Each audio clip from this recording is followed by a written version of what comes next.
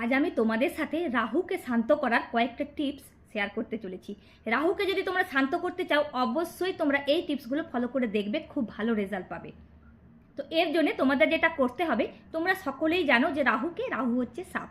আর সাপ কোথায় থাকতে ভালোবাসে? চন্দন গাছে। তো যদি তোমরা বাড়িতে চন্দনের গাছ লাগাতে পারো অথবা চন্দন কাঠ এনে রাখো, তাতেও কিন্তু রাহু খুব খুশি হয়। আর যদি তোমরা চন্দনের ফেস প্যাক লাগানো শুরু করো, অথবা তোমরা চন্দনের পারফিউম অথবা চন্দনের আতর লাগানো শুরু করো, তাতেও কিন্তু রাহু খুব শান্ত থাকে। আর সাপকে কে খায়? তোমার ময়ূর। তো ময়ূর যেহেতু সাপকে খায়, যদি তোমরা কার্তিককে পুজো করতে পারো, তাতেও কিন্তু রাহু খুব শান্ত থাকে। আর তোমরা যদি ময়ূরপঙ্খী বাড়িতে চারিদিকে রাখতে পারো, তাতেও কিন্তু রাহু খুব শান্ত থাকে। আর সাপ কোথায় থাকে? ভোলেনাথের গলায়। তো ভোলেনাথেরকে যদি তোমরা পুজো করতে পারো, দেখবে রাহু খুব শান্ত থাকবে। তো আজকের টিপসগুলো যদি তোমাদের ভালো লেগে থাকে, প্লিজ লাইক শেয়ার কমেন্ট করতে ভুলো না। Thank you.